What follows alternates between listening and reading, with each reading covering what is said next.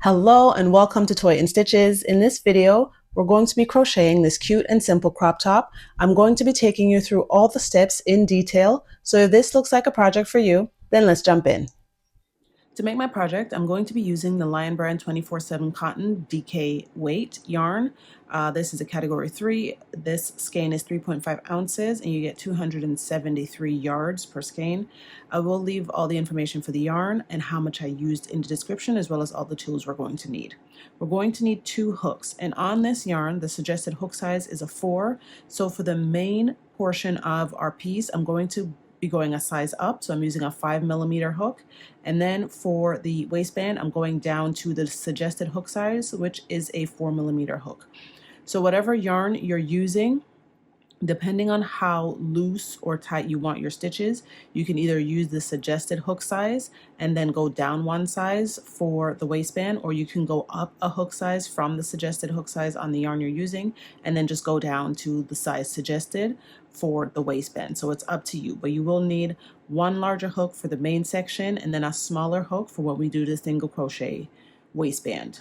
Along with your yarn and your hook, you're going to need your tape measure, tapestry needle, scissors, and a few stitch markers. So grab your supplies and let's get started. To make our piece, we're going to need to be taking 3 measurements. Our first measurement is going to be our bust measurement. So you want to measure around the widest part of your bust, and whatever number that is that you get, you're going to want to write that down. For me, my bust is 35. So just measure around the widest part of your bust and then make a note of that number. The next measurement we're going to need to take is the length from our shoulder to our natural waist. So you just want to grab your tape measure, place it on top of your shoulder, make sure you're standing up straight and not slouching over, and then just bring the tape measure down over the bust mound, and then just wherever your natural waist sits, you want to just place your finger there, pinch your tape measure, and make a note of that number. So that's all you want to do. From the top of your shoulder to your natural waist, make a note of that number. And then finally, we need to know our natural waist measurement. So just take it around the smallest part of your waist and make a note of that number. Once you have all those measurements down, now we can go and just map out what we're going to be doing, and then we'll start stitching. Now that we've taken our measurements, before we start stitching, I like to just map out what I'm going to be using those measurements for, so I have a clear picture of what I'm going to be doing before I start stitching. Our piece is made up of 2 rectangles. So one goes over one side of the body and the other one goes on the other side over the shoulders, down the front and back. So our first step is to figure out the length of the panel, because our stitches are going to make up the length of the panel and our rows are going to make up the width.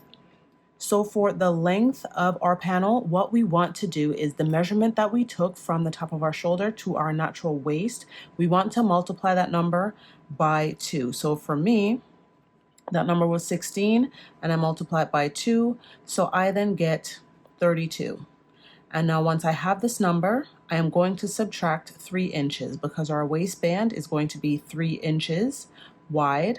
So 32 minus 3, I'm going to now get 29 inches. So the length of my panel needs to be 29 inches. So this is where I'm going to start my chain, and that's what that measurement is going to be. Next, our width. So the width is made up of our bust measurement. So my bust is 35 inches, and I'm going to divide that number by 4, and that gives me 8.75 inches, and that's how wide my panel is going to be. So when I'm working my rows, I'm going to work up to 8.75 inches. And then finally, for our waist measurement, right now we don't need to do anything because that we're going to have to figure out once we've completed our 2 panels. So now that we know how long our piece is going to be and how wide it needs to be, now we can start stitching. Okay, now it's time for the fun part. It is time to start stitching.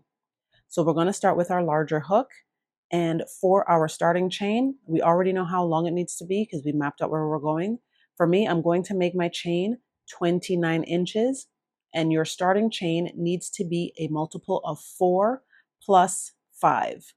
So you're going to chain a multiple of 4 until you get to to your desired length. For me, I'm going to chain until I get to 29 inches. And once I get there, I'll add my 5 additional chains, and then we'll start our first row. So go ahead and make your chain as long as you need it, and I will meet you once I have my chain completed, and then we will begin our first row. I've completed my starting chain. I have 121 chains. My multiple of 4 is my 116, and plus 5 gives me 121. So I have 121 chains. Now that you have your chain, our first step is we're going to skip the first 5 chains. So we're going to not count the loop on our hook. We're going to go 1, 2, 3, 4, 5, and into the 6th chain, we're going to be working a V-stitch, which is a double crochet, chain 2, double crochet. So we're going to yarn over, and into the 6th chain, we're going to work a double crochet, chain 2, double crochet. And I'm working into the bottom bump of my chain. You can work into your chain any way you prefer. That is up to you. And now our next step is to skip 3 chains and then work a V-stitch in the 4th chain. So we're going to go 1, 2, 3, skipping those 3, and then into the 4th, we're going to work another V-stitch. So a double crochet, chain 2, double crochet into that same chain. And again, we're going to skip 3 chains, 1, 2, 3, and work a V-stitch in the next chain. And that's what we're going to do until we have 3 chains left. So you're going to continue working, skipping 3 chains and working a V-stitch in the next chain all the way across your chain until you have 3 chains left, and I will meet you there. I'm just about at the end of my row. I have 3 chains left. I'm going to skip 2 chains and then work a double crochet in my final chain. And that is the end of our first row. So now we're going to turn our work, and row 2 is our repeat row. So row 2 is what we'll be repeating until our panel is as wide as we need it to be. I'm going to be starting my row with a stacked single crochet, but if you don't want to use a stacked single crochet, all you have to do right here is just chain 3. But if you're going to opt to use the stacked single crochet like I am, this is how we're going to work it. So without chaining, we're going to insert our hook into the top of that double crochet from the row below, yarn over, pull up a loop, yarn over, pull through both loops. Now we're going to insert our hook under this loop right here and the loop right behind it, yarn over, pull up a loop, and now yarn over, pull through both loops. I'll do that for you once more. So without chaining, we're going to insert our hook into the top of that stitch, yarn over, pull up a loop, yarn over, pull through both loops on the hook, insert our hook under this loop and the loop just behind it, like so, yarn over, pull up a loop, yarn over, pull through both loops. And now to go across our row, we're going to work a V-stitch into the chain 2 space of each V-stitch from the row below.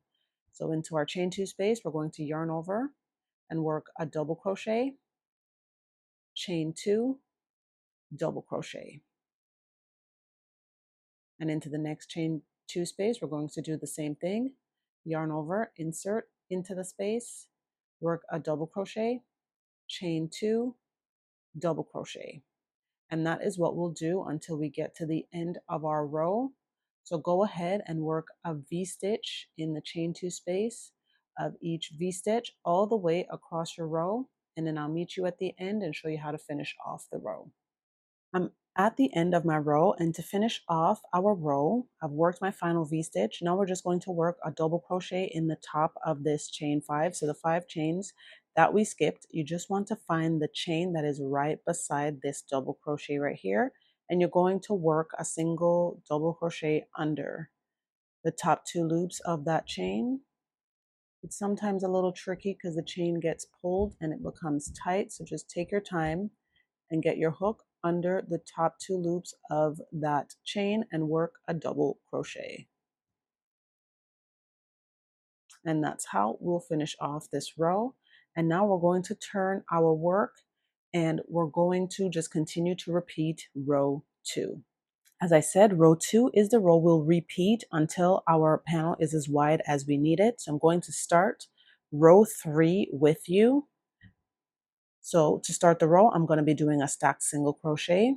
So I'm going to insert into the top of that stitch without chaining, yarn over, pull up a loop, yarn over, pull through both loops, insert under this loop and the one behind it, yarn over, pull up a loop, yarn over, pull through 2, and now I'll continue working V-stitches in the chain 2 spaces of each V-stitch from the row below all the way across my row until I get to the end of the row.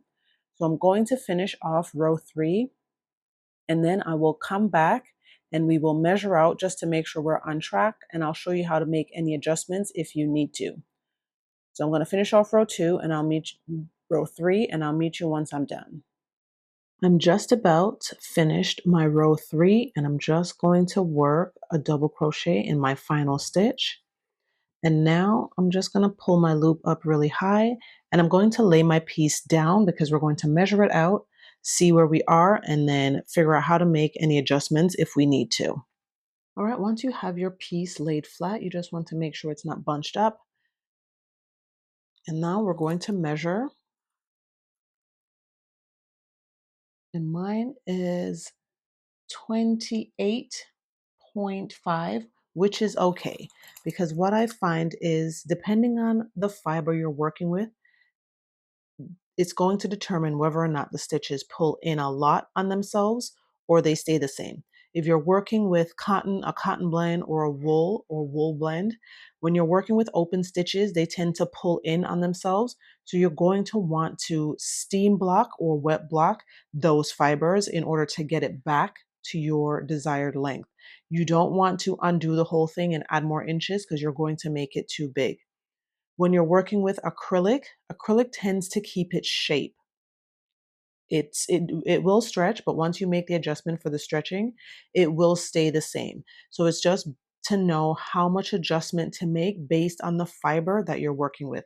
I'm working with 100% cotton right now, so mine is at 28.5. I'm not going to add in any more inches. I will just steam block it once I'm done to get to my 29 inches, and that'll be fine. However, if you are over or under a significant amount of inches, and I'm talking anywhere from 2 upwards, that's when you're going to want to make some adjustments. Your first step will be to measure out how many V-stitches you have inside 1 inch. So for me, so I'm going to put it on this side of one of the V-stitches, and I have 1 V-stitch inside 1 inch. And when you're making your adjustments for each V-stitch, you need 4 chains. So if you're over, when you do your measurements, so you're over by 2 inches and you have 1 V-stitch per inch, you want to take out 2 inches, you're going to need to subtract 8 chains. So for me, for every V-stitch I need to add in or remove, that's an adjustment of 4 chains. So once you figure out how much you're over or under, you're going to want to frog everything, make the adjustment in your starting chain, and then start again. And once you've achieved your desired length, from that point, all you're going to do is you're going to repeat your row 2 until your piece is as wide as you need it to be. I am working up to 8.75 inches. So from here, I'm just going to continue working my rows of V-stitches all the way until I get to 8.75 inches. And once I get there, I will make a second panel because you need 2.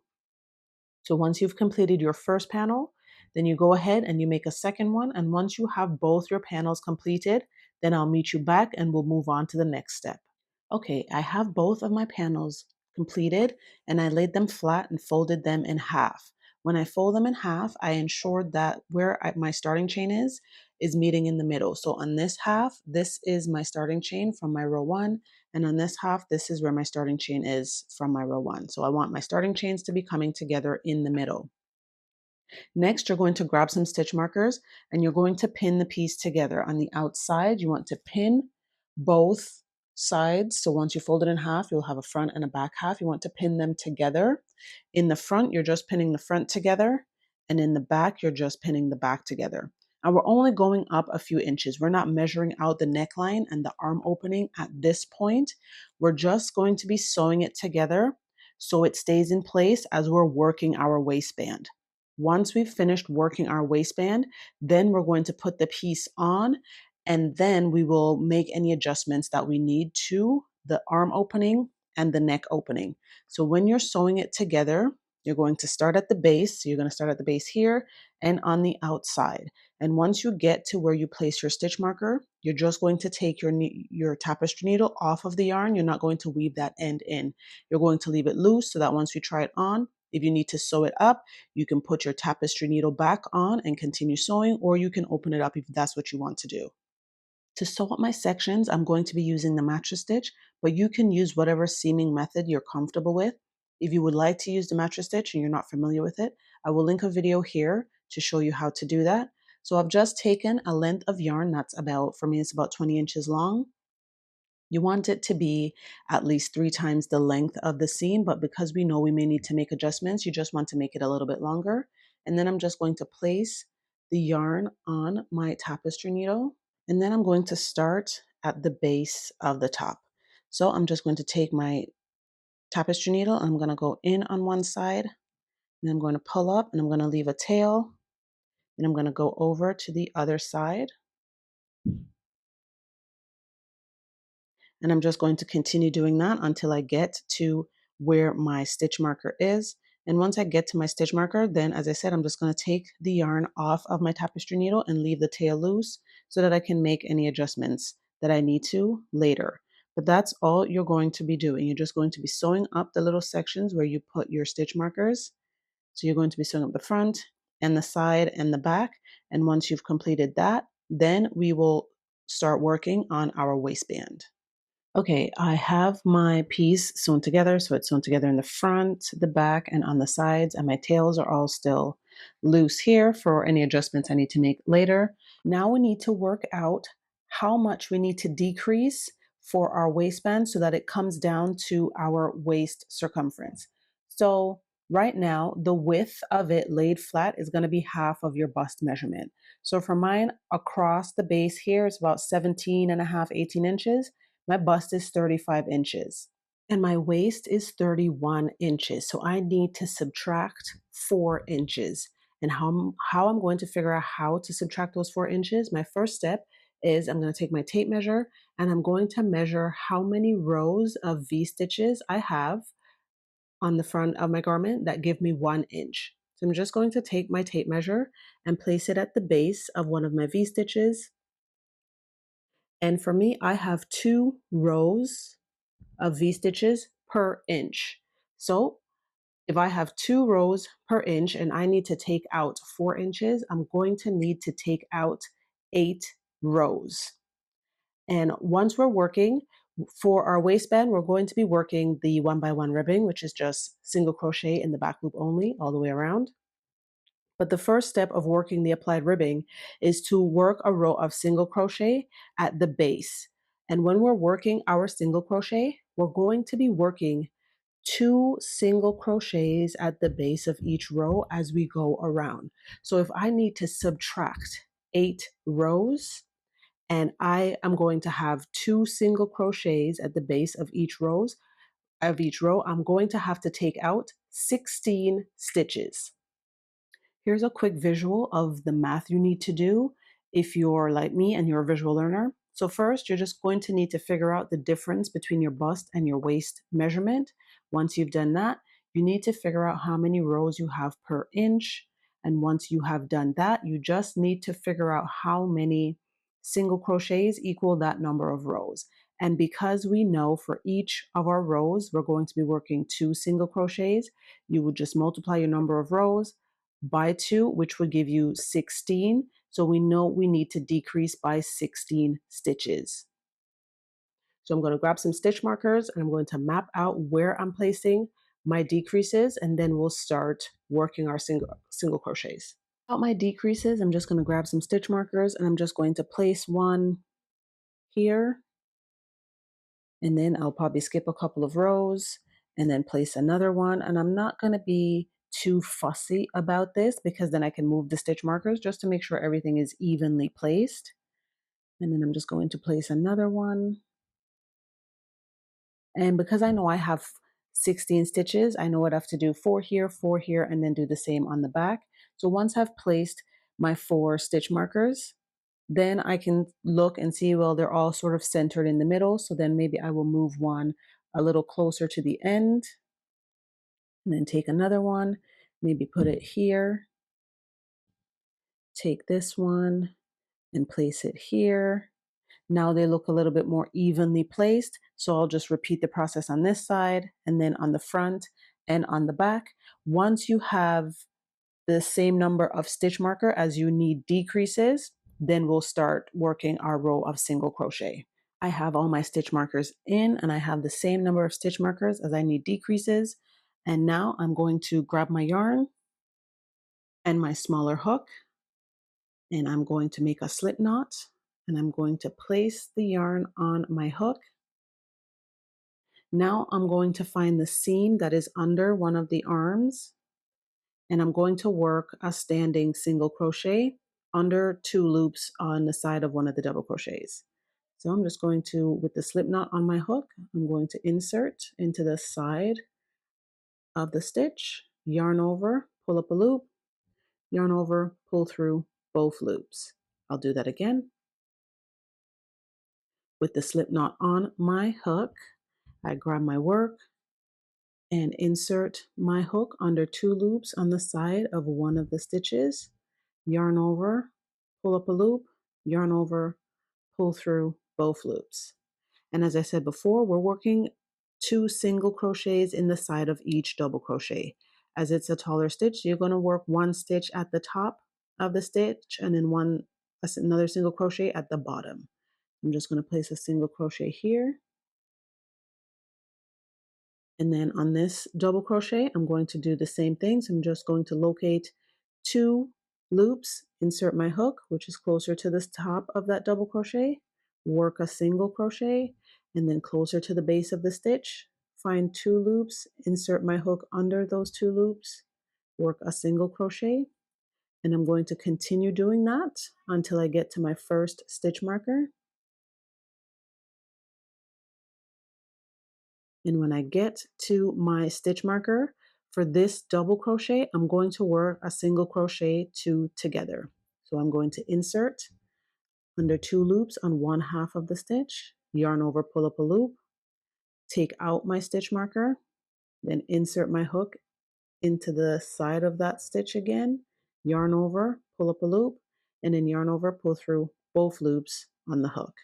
And now I will continue working a 2 single crochet in the side of each double crochet as we work around until I get to my next stitch marker. And then when I get to my stitch marker, I'm going to work a single crochet 2 together. So inserting into 1/2 of that double crochet, yarn over, pull up a loop, remove my stitch marker, insert into the second half of that double crochet, yarn over, pull up a loop, then yarn over, pull through all 3 loops on my hook, and I'm going to continue doing that all the way around until I get to the end of this round. So you go ahead and do that, and I'll meet you at the end of the round. I'm coming up to the end of my round, and I'm going to just slip stitch to my first stitch to close the round.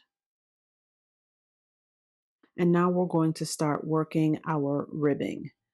My first step, I'm going to make a chain that's 3 inches long. So just go ahead and make a chain that is 3 inches long. Once you've made your chain and you've measured it out to make sure you have your 3 inches, then now our first step, we're going to start working our single crochet in the back loop. So along our chain, coming back down towards our garment, We're going to skip our first chain and work a single crochet under the back loop of the next chain.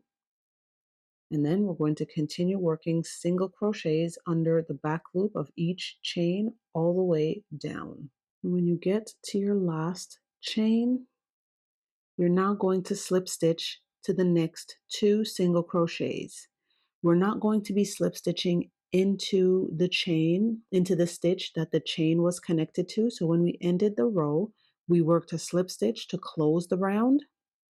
We're not going to work into that stitch. We're going to be skipping that stitch and then working a slip stitch in the next 2 stitches. That's 1, 2, and now we're going to turn our work, and we're going to work single crochet in the back loop going back up our row, but we're going to be skipping the 2 slip stitches. We're not working into the slip stitches. So skip over the 2 slip stitches and then work a single crochet under the back loop only all the way across the row. And when you get to the end of the row, you're going to chain 1, turn your work, and work your way back down. And remember not to work into the chain 1, just skip over the chain 1 and then work a single crochet under the back loop all the way down the row. And when you get to the end of the row, you're going to repeat what we did before. You're going to slip stitch to the next 2 single crochets.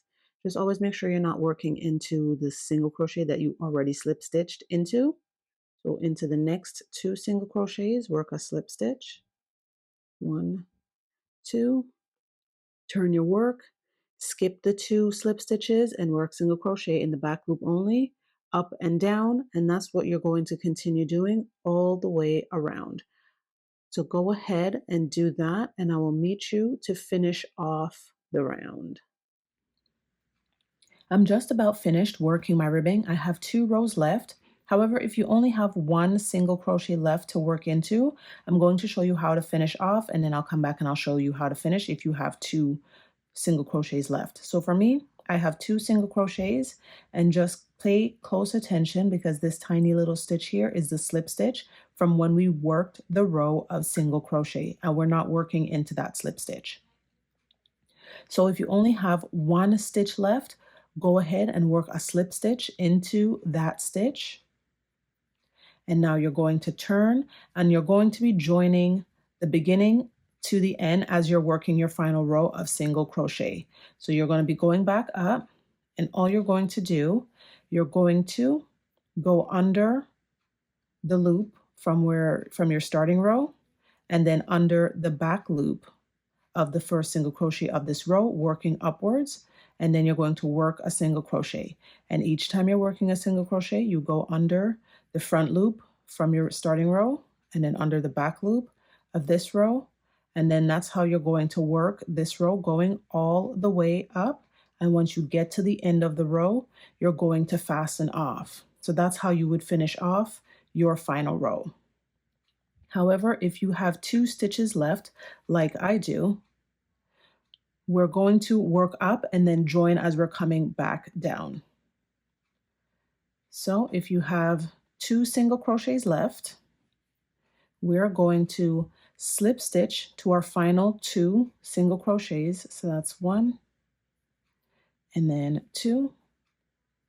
And now we're going to turn our work, and we're going to work going up, and then when we're coming down is when we're going to join the beginning to the end. So I'm going to work all the way up, and then when I get to the end of the row, I'll show you how to join on the way back down. Okay, I'm at the end of the round, so now I'm going to chain 1. I'm going to turn, and then when I'm working my way down is when I'm going to join the ends together to close the round. So now I'm going to go under the back loop, and then under that front loop from the row where we started, and I work a single crochet, and then I find my next stitch, I find the back loop, and then under the front loop of the starting row, work a single crochet, and that's how I'm going to work all the way down, going under the back loop of my final row and under the front loop of my first row all the way down And once we complete the row, then we will fasten off. So go ahead and work this final row, and I will meet you at the end of the row. All right, and once you've worked into your final stitch, you're just going to work a slip stitch, then cut your yarn and fasten off. All right, and that's how your join should look once you're finished. And now that we're finished our waistband, our final step is to try it on and just work out whether or not we're going to make any adjustments to the neck opening or the arm openings. And then once we've made those adjustments, then we can weave in all our ends and then we'll be finished. So to make any adjustments that you need to, you just want to put your top on and grab some stitch markers and stand in front of the mirror. And then when you're standing in front of the mirror, you just want to look to see if you want to go up or down on your neckline, and then just place the stitch marker where you would like it to be closed up or where you would like it to be opened up to. So you just want to use the stitch markers to figure out where you're going to start or stop. And once you've done that for the neckline, you can also do that for your arm opening. Just place a stitch marker where you would like your arm opening to stop. So when you start sewing, you could just sew that up.